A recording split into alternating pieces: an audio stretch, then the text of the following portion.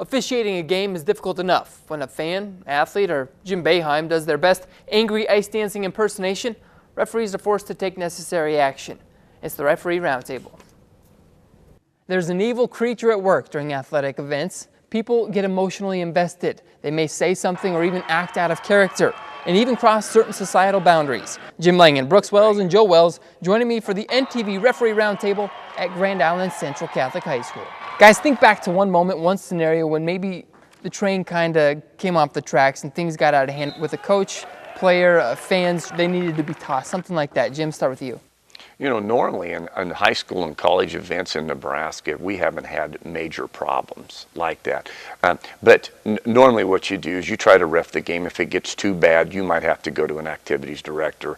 And usually those guys in Nebraska are smart enough, they've already taken care of that before. One thing about it, that might be the last time I go to that school, but all the people in the crowd, they're going to be with that person or persons again, and they're going to have to live with that, 24 nights. Sometimes in the course of a game, sometimes a situation will dictate that she's gone south on you.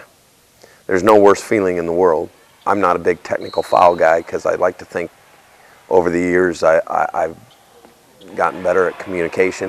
However, believe you me, there's times when a technical foul or it is merited, is warranted, and you have to exercise that ultimate penalty.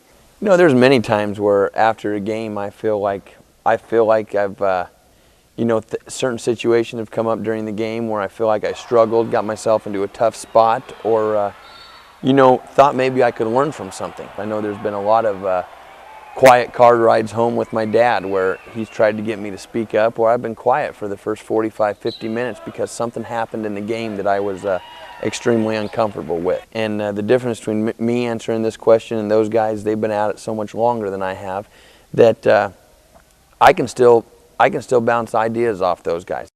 I want to get out of here on this. What's one thing you could pass along, whether it be fans, coaches, athletes, or the whole lot? What would you say to them as a referee?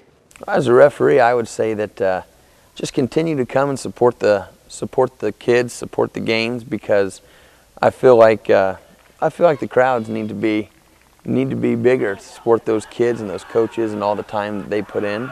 Yeah, hey, we all know you have a vested interest. I have a boy that plays in sports, and I want him to have success. And there's days where you want to make sure, hey, how do I want to act tonight if things don't go as well as I hoped? So you might want to think about that before you go to the arena. Joe? The one thing that I'd like to pass on, it's as important to us as officials as it is to the players and coaches. And I think, like I say, I think a lot of times the coaches think, well, he's done, he just moves on to somewhere else. Well, I know when I'm not as good as I should be. And when it quits mattering to me, then it's time for me to hang her up.